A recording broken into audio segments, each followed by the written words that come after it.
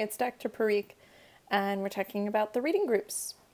So if you scroll in the menu, there's the reading circle groups, and that'll take you to a Google Doc, and I will fill in names. So you'll see your name in one of the groups, and then it'll show you your roles planned out for the semester. Now, sometimes I have people drop in the first week or two, and then I might reorganize groups to try to balance. So let's say that group B loses 3 or 4 members. Sometimes it just happens to hit one group harder. I might divide the remaining up into the other groups. You might have some duplicate roles. So your roles might change a little bit for the future, but I'll let you know if I'm going to do any reorganizing. So take a moment, pull up this page again. Under the Blackboard page in the left-hand navigation, it's just reading circle groups. You might add this to your drive or screenshot it, whatever's easy. But look at what your first role is before you watch the rest of the video. Now up here, there's a link. So here in the top of the Excel file or Google Sheets or number, whatever they're calling it, there's a link into a Google Slides doc about, what does that do? No, I don't think I want to go full screen. I want you to see me.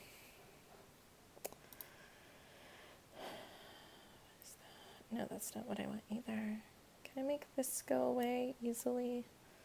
Probably not, but I can go like that and then like this. Woo! There's probably somebody screaming at me how to do what I want to do, but either way, so the reading group explanation, I will explain each of the roles. So overall, this group is meant to be a place for you to talk about the reading, and we don't have really traditional readings for this class, but there still are readings, and it's still helpful to think and process. So rather than giving you quizzes or something, I just have you talk through it. And I structure that by having each person do a little something different before class. So you will do your role and you'll post it in the online board. If it were class, you would do it ahead of class and bring it in. But you'll do a post and then look at what everyone else has posted and comment. So everybody's bringing something different. And if you look at, if you look at the weekly to-do list, you'll see Tuesdays are usually when you do your reading circle. So this week is weird, your reading circle's due on Thursday, but after this week, Tuesday is almost always when your post is due, and then your responses are due on Thursday. And that's earlier than the rest of your work. So there's 6 different roles typically. The discussion leader, who is creating discussion questions for everyone. The passage leader is picking out some quotes for people to focus on. The vocab leader is pulling out vocabulary words and finding definitions. Sometimes those will be in the books, sometimes you'll go online to find one.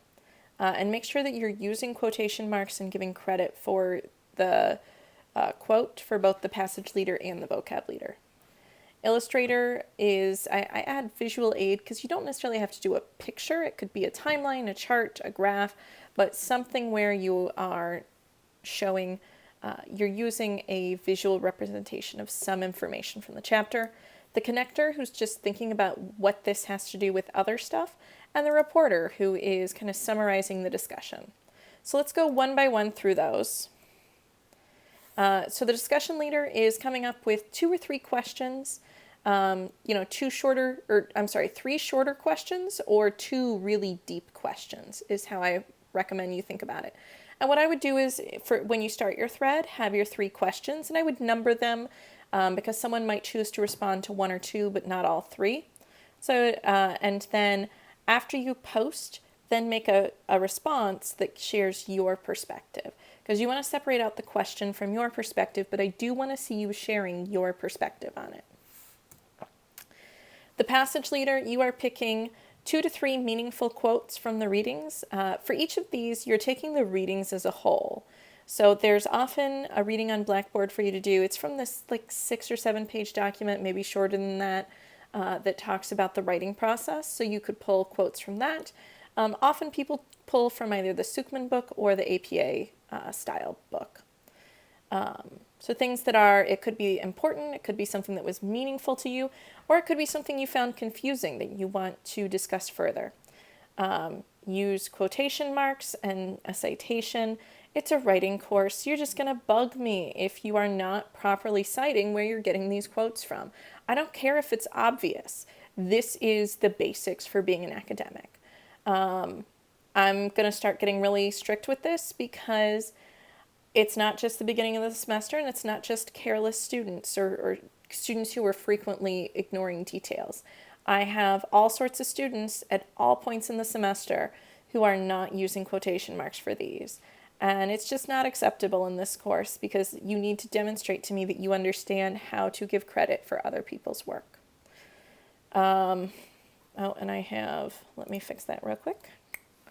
And for each passage that you're choosing, have like a good 2-sentence explanation for why you chose that one. Vocabulary leader, typically I have people do 8 to 10 words, but because this is not typical textbook stuff, I'm going to have you choose fewer, 4 to 5 words or terms. And I don't know if I finished saying, you can choose from any of the readings. So for example, for this 4 to 5 words, it's 4 to 5 words total, not 4 to 5 words from each reading. You could pull it all from one reading, that's okay. If I notice that you're consistently ignoring, let's say you're only ever talking about Sukman and never refer to concise rules of APA style, I might reach out with some concerns. But in general, I'm not micromanaging that, just kind of whatever lends itself to the task. And again, I actually don't want you to come up with your own definitions. I want you to find someone else's definition, and I want you to give credit to that person. For this, I don't expect you to use APA style citations. So if you use a website, I don't need you to come up with a reference for it, but I do want you to include a link. Or if you use one of the textbooks, I want you to include, the author's names, the year, and the page number. Connector, you're just looking at how this information relates to other courses or outside life, or even other parts of this course. So 2 to 3 ideas of how something from this week readings connect to other things. Oh, and for this, it can be videos too. It doesn't have to just be the readings for all of these roles. Illustrator, this is the one that freaks people out the most at first, but it's the one that I think everyone looks forward to seeing each week. And I am pretty open about this. I am a stick figure kind of girl. So if I were doing this, I might do a little comic with stick figures. When I've done it in the past, when I've participated in literature circles, I chose to do a timeline. So I kind of drew out a timeline. It was for more of like a story. So it lent itself to that. But I've had people kind of do a diagram that talks about when things are due or talks about different parts of formatting. I've seen flowcharts that kind of walk through the steps of writing a paper. So you can do, it doesn't need to be a picture. Now, if you're artistic or just even if you're not good, if you want to do a picture, do a picture. That's great.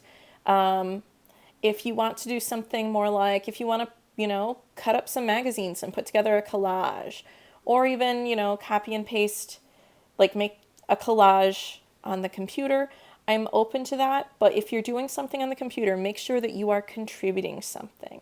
If you're taking a picture of something, if you want to submit a photo or a little photo series, make it clear what you're doing. And by make it clear, I also mean include a description. Include at least 2 or 3 sentences describing what you did and what it means, why you chose it. I've had questions about memes before. I am fine if you use a meme generator. So for example, you use an existing meme, but I want you to write the text yourself. You can always include some bonus content if you find things that are perfect and you want to include links to here's pre-existing stuff you might enjoy. But your assignment that you turn in, I want to be your work. And when it comes to memes, and I know there are some memes that are like comics that you can fill in your own text. I'm completely okay with that as long as you are creating the text that goes with it. If you want to do something that doesn't fit any of the things I've described, shoot me an email or stop into office hours or give me a call or something. I'm very open to you being creative with it. I just want to make sure that you're giving enough effort that I can reward you with points.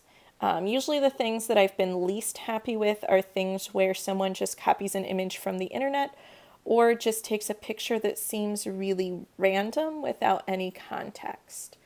So make sure you're giving context and explaining how it fits. I don't expect this to take you 3 hours. All of these, once you've done the reading, and especially you make sure you look up what your role is before you sit down to do the reading. Part of the purpose of this is it changes the way you read because you're if you're the illustrator, you're constantly thinking, what can I pull into an image? If you're the connector, you're constantly thinking, what rings a bell? What relates to something else? If I could go through each of these. Vocab leader, you're constantly saying, what's a word that people might not know or might mean something different? Or what's a word that this author's using and never really defines for us, just assumes that we know? Passage leader, you're saying, what are some quotes that are the essence of the main points of this chapter? Discussion leader, you're constantly saying, what a good discussion question is something that is personal and or has some back and forth. So for discussion leader, just saying, how do you format a quote? That's not a discussion, that's a quiz question. Instead, you might ask something like, what are other ways you've formatted quotes? Or, has there been a time that you've used a quote and not known how to format it? Those are kind of silly. Those are still pretty light questions, but it's at least getting into something where you want a question where different people may have different answers. And you may, I've had people ask things like, when do you think APA style should be taught? And feel free to borrow that question if you would like to. And it's interesting because some people were like, junior high. And I said, well, not everybody uses APA style later. So in my mind, I think APA style is appropriate to be taught at the college level once you enter a field that uses it, which, it's definitely psych, but also includes nursing and some other fields. I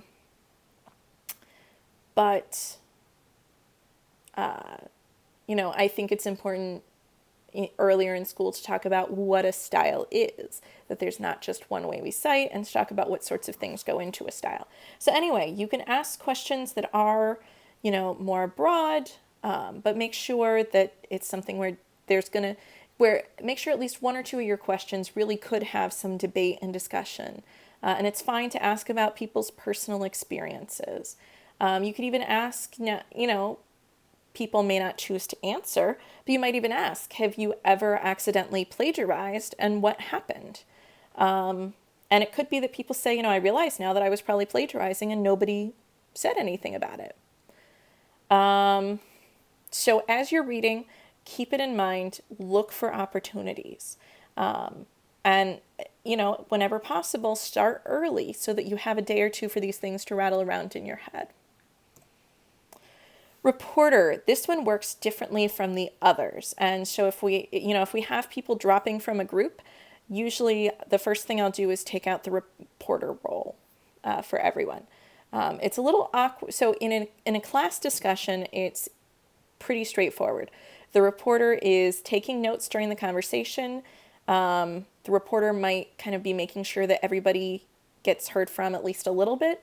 So they're kind of budgeting the time a little. And then at the end of the discussion period, usually I'll give 10 or 15 minutes in class to do this. And then the reporter is going to report out. Not everything that happened, but they're going to pick 2 or 3 of the most interesting or kind of insightful or unique things that happened and talk about it.